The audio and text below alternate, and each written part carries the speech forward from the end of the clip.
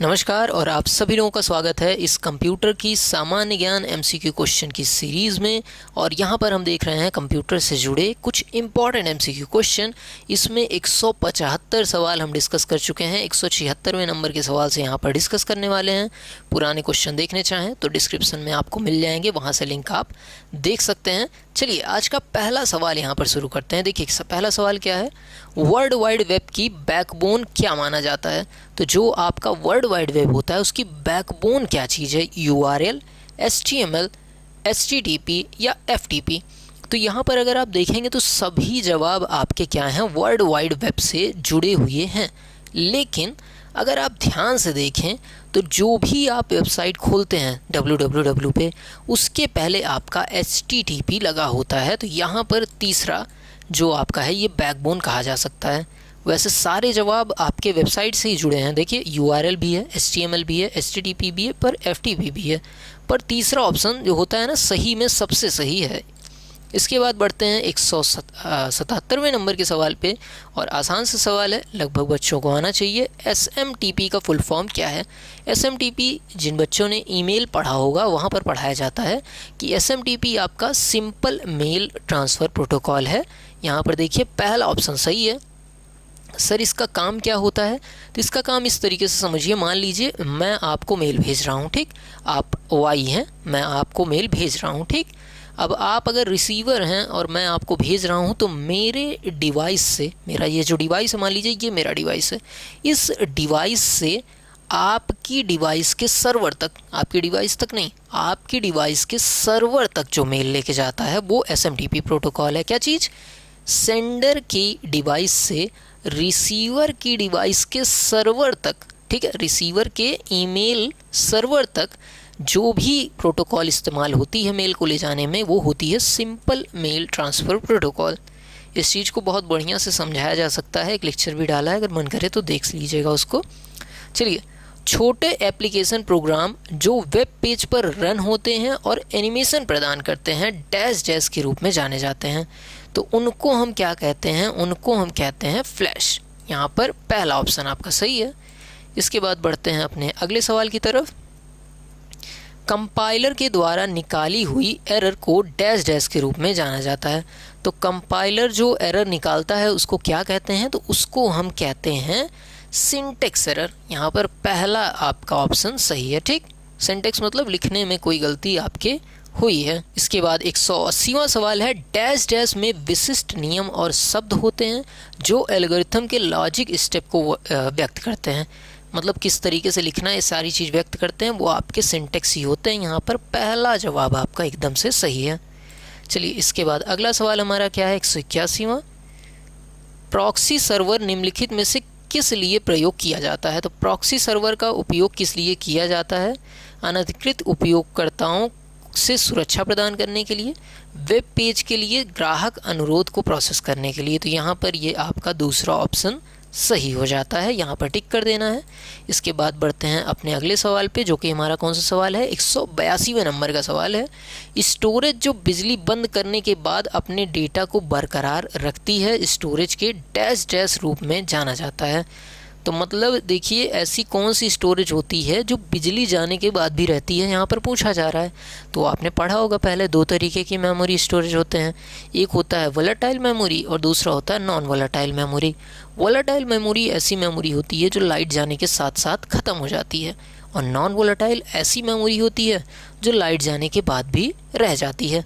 तो यहाँ पर पूछा जा रहा है अपने डेटा को बरकरार रखती है लाइट जाने के बाद भी, तो उसे हम नाम लिखा है नॉन वोलेटाइल स्टोरेज कहते हैं। यहाँ पर दूसरा ऑप्शन आपका बिल्कुल सही है। बढ़ते हैं अपने अगले सवाल की तरफ। 183वां सवाल है, कौन टर्म जो पूरी साइट के मुख्य पृष्ठ को आइडेंटिफाई करता है। तो मुख्य पृष्ठ को आइडेंटिफाई करता है मतलब आपको मेन पेज पे लेके जाता है, तो वो आपका होता है यूआरएल। यहाँ पर आपका पहला ऑप्शन सही है। यूआरएल का फुल फॉर्म क्या होता है बताइए, याद करिए। यूआरएल का full form uniform resource locator. जैसे आप लिखते हैं www.google.com, so what is www.google.com, it is a URL. ये क्या है, एक यूआरएल है, ये एक निश्चित पता है जो आपको निश्चित फाइल पर लेके जाता है। आसान सी चीज़ है। चलिए अगला सवाल देखते हैं 184वां सवाल। एक डॉक्यूमेंट की हार्ड कॉपी डैश डैश है। तो आप जो डॉक्यूमेंट की हार्ड कॉपी निकालते हैं वो हार्ड डिस्क में संग्रहित, हार्ड डिस्क में कोई चीज़ स्टोर हो तो हार्ड कॉपी होती है? नहीं, हार्ड कॉपी वो है जिसे तो आप देख सकते हो और छू भी सकते हो। फ्लॉपी में स्टोर हो तो भी नहीं छू सकते, सीडी में स्टोर हो तो भी नहीं छू सकते, प्रिंटर पर मुद्रित, प्रिंटर से छपी हुई, तो प्रिंटर से अगर कोई चीज़ छप जाए तो उसे देख भी सकते हो, छू भी सकते हो, तो वो चीज़ हार्ड कॉपी के अंतर्गत आएगी। तो चौथा ऑप्शन आपका आसानी से सही हो सकता है। इसके बाद बढ़ते हैं 185वें सवाल पे। कंप्यूटर का कौन से हिस्से को छुआ और महसूस किया जा सकता है? तो कंप्यूटर के कौन से हिस्से को बताओ बच्चों, मतलब अब ये तो बता ही दीजिए। कंप्यूटर का वो भाग जिसे देख और छू सकते हैं उसको क्या कहते हैं? बिल्कुल, उसको हम कहते हैं हार्डवेयर। और जिसे देख सकते हैं पर छू नहीं सकते उसे क्या कहते हैं? उसे कहते हैं सॉफ्टवेयर। ये तो बच्चों वाला सवाल है। इसके बाद 186वां, CPU का फुल फॉर्म वैसे नहीं बताना चाहिए, सबको पता ही होगा, सेंट्रल प्रोसेसिंग यूनिट। और ये क्या है? It is a brain of computer. पूछा जाता है कितने भाग हैं? 3 भाग हैं, CUMU ALU, control unit, memory unit और अर्थमेटिकल लॉजिकल यूनिट। 3 भाग होते हैं आपके CPU के। पढ़ना चाहें तो लेक्चर पढ़े हुए हैं, पढ़ सकते हैं। कंप्यूटर को प्रारंभ या पुनः आरंभ डैश डैश के रूप में जाना जाता है। तो कंप्यूटर जब भी ऑन होता है तो इस प्रक्रिया को हम क्या कहते हैं? कंप्यूटर या मोबाइल या लैपटॉप, सबको यही कहते हैं, उसको कहते हैं हम बूट कहते हैं। ठीक, तो यहाँ पर हमारा तीसरा ऑप्शन सही है। वैसे प्रारंभ को बूट कहते हैं, पुनः प्रारंभ करने को रीबूट कहते हैं, पर ऑप्शन में वो चीज़ हमारे है नहीं। 188वां सवाल है। डैश डैश एक्सेल में एक फंक्शन कैटेगरी नहीं है। तो एक्सेल में कौन सी फंक्शन कैटेगरी नहीं है?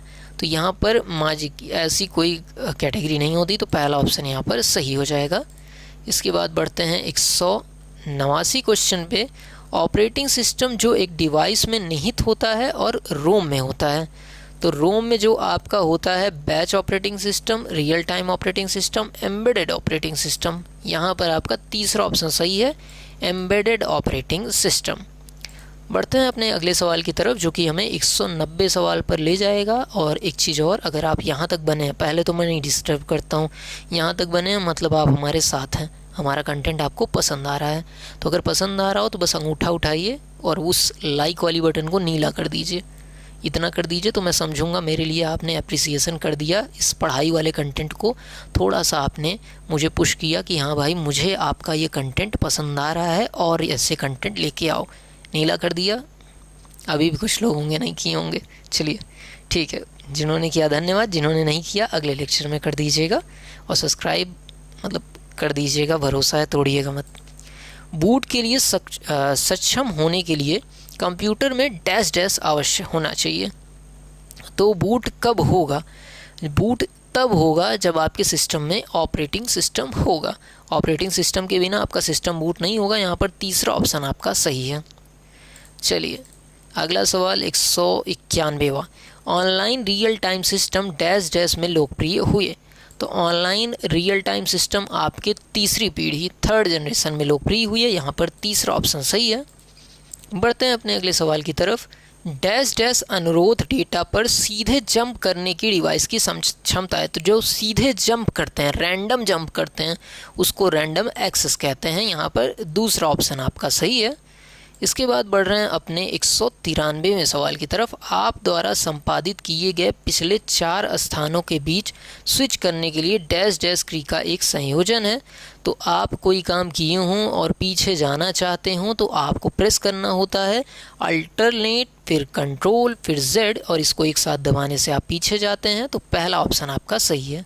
ठीक, पीछे मतलब स्टेप में पीछे जाते हैं।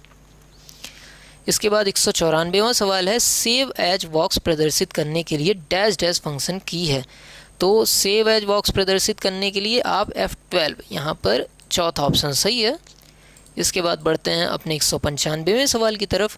डिस्क पर डेटा एक्सेस करना टेप पर डेटा एक्सेस करने की तुलना में फी डैश डैश है।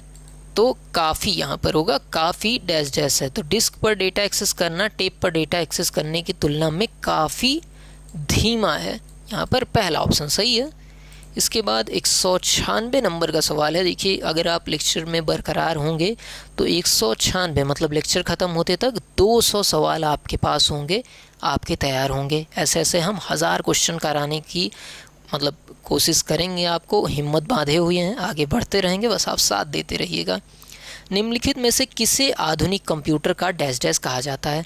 तो आधुनिक कंप्यूटर का जनक एक ही थे, चार्ल्स बेबेज जिनका नाम है। ये तो पता ही होना चाहिए अगर आप तैयारी कर रहे हैं एग्ज़ाम की। तो 197 नंबर का सवाल है, सुपर स्क्रिप्ट, सब स्क्रिप्ट, आउटलाइन, एम्बॉस, इनग्रेव को डैश डैश के रूप में जाना जाता है। तो इसे आप फॉन्ट इफ़ेक्ट्स कह सकते हैं। यहाँ पर दूसरा ऑप्शन सही है। अगले सवाल की तरफ बढ़ते हैं। 198 सवाल है, यूपीएस का उद्देश्य क्या है? तो यूपीएस का उद्देश्य क्या होता है? मान लो आप काम कर रहे हो, अचानक से लाइट चली गई तो आप जो काम कर रहे हो तो ख़राब हो जाएगा।